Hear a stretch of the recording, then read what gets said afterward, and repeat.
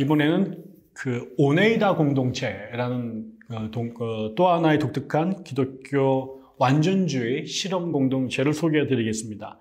이 오네이다 공동체는 그 설립자가 존 험프리 노이에스라고 하는 사람입니다.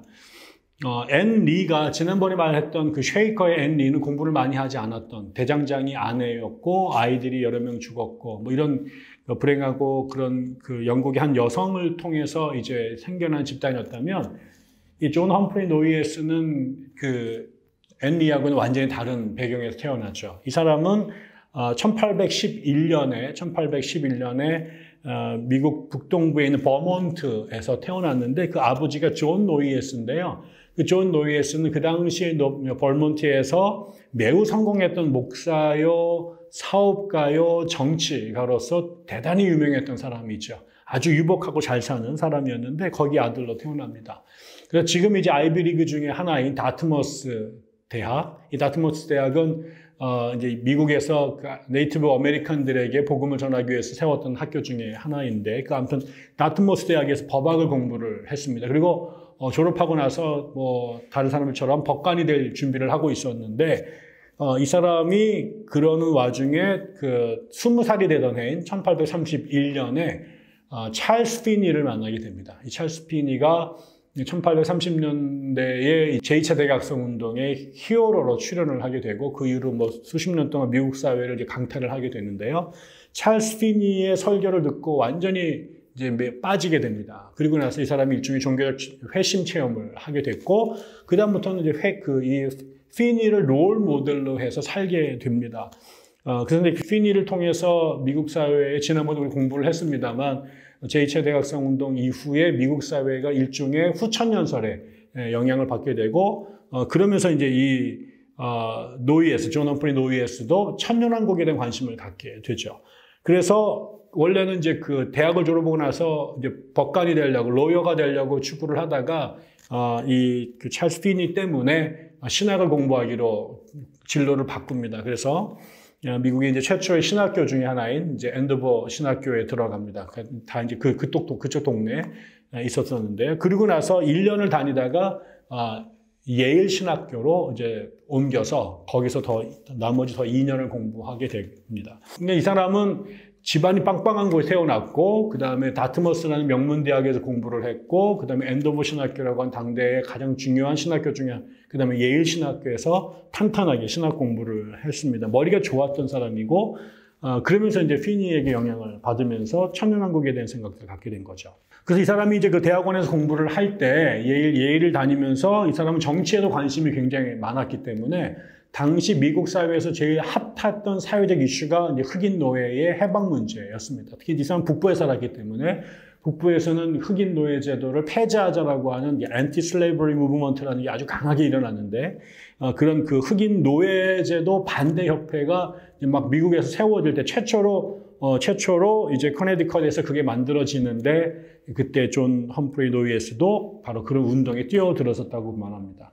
그래서 몇 가지 특징이 있죠. 좋은 집안에서 태어났고 좋은 대학과 정규 신학 공부를 제대로 한 사람이에요. 그리고 정치적 생각이 있었고 그다음에 진보적인 사회 의식을 가졌던 사람인 거죠.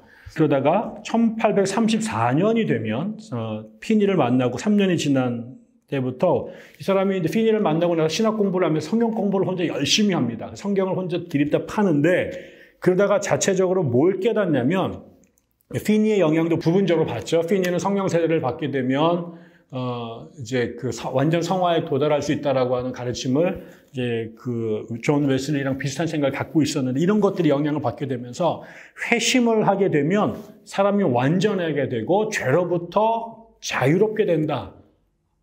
회심을 하게 되면 그 회심이 단순한 어떤 종교적인 이름을 붙인 정도가 아니라 뭐 칼빈주의자 같은 경우는 회심을 한 이후에도 인간이 부분적으로 성화가 될 수 있지만 몸을 갖고 있는 한 완전한 성화에 이를 수 없다라고 이제 한계를 분명하게 적고 루터 같은 경우는 우리를 의롭다고 칭하지만 인간의 본성은 여전히 타락한 상태에 남아있다고 가르쳤어요.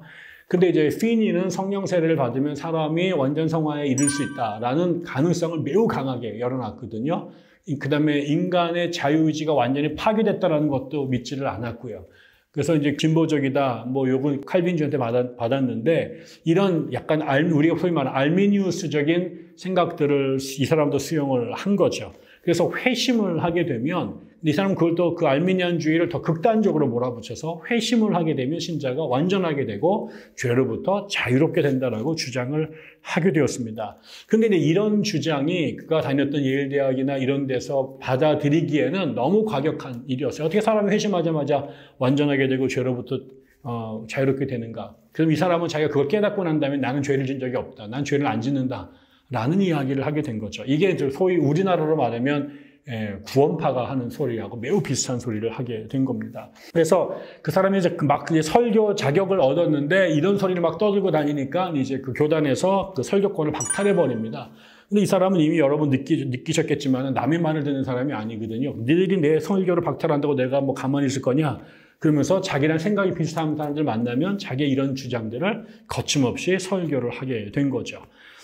이러면서 이 사람이 그 다음에 아까 말처럼 내가 회심하고 나게 되면 죄를 짓지 않는다, 완전하게 된다라는 얘기를 좀 더 구체화시켜 나가면서 자기 생각들을 발전시키는데 그 사람이 이제 죄의 죄도, 죄가 만든 죄도, 그다음에 결혼죄도, 노동죄도, 죽음 이런 것들을 막 씨름을 하다가 결국 이 사람이 몇 가지의 깨달음에 이르게 되는데 결국 우리가 이렇게 그 회심 이후에 완전한 사람들로 그 완전한 삶을 추구하고 또 유지하기 위해서는 개인의 문제뿐만 아니라 그 주변의 환경이 그렇게 뒷받침되어줘야 된다라고 생각하면서 결국은 완전을 실천하기 위해서는 그거를 실천할 수 있는 적절한 환경과 조건을 갖춘 공동체를 만드는 게 되게 중요하다라는 생각들을 하게 됩니다.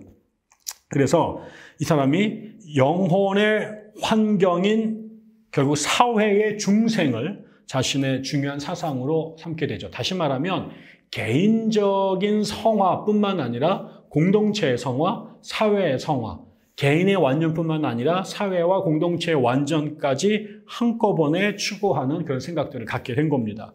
그러면서 이 사람이 세 가지의 중요한 근본적인 교리를 주장하기 시작을 해요. 그게 이제 지금 나왔던, 지금 말씀드렸던 것들과 이제 다 연관이 있는데 첫 번째는 죄로부터 완전한 안전. 이거를 주장했습니다. 그래서 완전하고 죄로부터 자유로운 사람들만이 진정한 그리스도인이다. 그냥 교회 다닌다고 뭐 성령 세례 받았다고 말을 하는데 그것의 구체적인 증거는 인간이 완전히 죄로부터 자유롭게 돼서 퍼펙트한 존재가 된 거다. 그래서 이 사람의 운동을 완전주의 운동이라고 얘기를 하는 거죠. 두 번째, 이 사람이 성경을 연구하다가 하나님의 천년왕국이 AD 70년에 시작됐다라고 이제 깨닫게 되었습니다. AD 70년이면은 뭡니까? 로마 제국에 의해서 예루살렘이 완전히 멸망당했던 해가 이제 AD 70년인데 그때 이미 예수께서 새로운 천년왕국의 시대를 이제 열었다. 그런데 그 이후에 교회가 잘못 가르쳐가지고 우리가 지금 천년왕국 시대에 살고 있다는 것을 우리가 오해했을 뿐이다라고 주장을 했어요. 그래서 자기는 우리가 지금 천년왕국 시대에 살고 있다 주장을 한 거고, 세 번째가 성도들이 평등하게 신앙에 헌신했기 때문에 결혼을 포함해서 마치 우리가 사도행전 2장에 보면은 성령 세례 받고 나서 예루살렘에 그 일종의 공산 공동체가 형성이 되잖아요. 자기들이 갖고 있는 재산들을 이제 바치고 자기가 갖고 있는 물건들을 서로 공용하면서 가난한 사람들이 없어졌던 이 사회, 그 모든 것들을 함께 공유했던 그것이 교회의 가장 이상적인 형태다. 라고 얘기를 하죠. 그러면서 그 함께 공유하는 것 안에 돈뿐만 아니라 결혼제도도 포함이 되는 거다라고 주장을 해요. 그래서 이게 이제 이 사람들의 아주 중요한 그 강조점이 됩니다. 단지 개인이 중생 이후에 죄로부터 완전한 도덕적으로, 영적으로 완전한 존재, 완전한 상태에 도달했다라고 믿는 것뿐만 아니라 그것을 이루기 위한 공동체를 이루어야 된다는 것뿐만 아니라 그 공동체가 유무상통 공동체가 되는데 거기에 공유하는 것 중에 결혼제도도 함께 있다라고 주장했던 게 매우 특별하다라는 것이죠. 이런 생각을 가지면서 1830년대 후반부터 노이에스가 자기 아내하고 뿐만 아니라 그 다음에 자기랑 가깝게 자기의 생각에 동조했던 다른 커플하고 성생활을 같이 하기 시작합니다.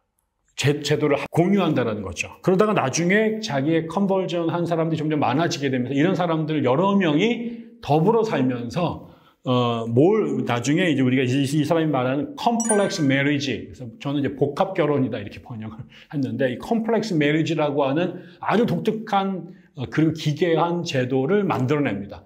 그건 결국은 모든 결혼한 커플들이 다 한 가정을 이루는 거예요. 그래서 서로가 서로에게 남편과 그 다음에 아내가 되어주는 겁니다. 이제 이런 것들을 이제 만들고 실제로 그렇게 하게 된 거죠. 그래서 이게 당연히 이런 소문이 밖에 사람들에서 나면서 이게 웬 난교 집단이냐라고 이제 주민들이 이제 들고 일어났을 거 아니에요. 그래서 막 두들겨 맞기도 하고, 이렇게 되니까 이 사람들이 그 동네에 살지 못하게 되고 1848년도 유럽에서는 이제 공산주의 혁명이 일어났던 시절인데, 그때 주민들을 피해서 이 사람들이 원래는 그 버몬트 푸튼이라는 곳에서 이렇게 같이 모여 살다가 이 사람들이 이제 뉴욕의 오네이다라고 하는 동네로 이제 야밤 도주를 하게 됩니다. 그리고 거기서 자기네 공동체를 이루고 이제 살게 된 거죠.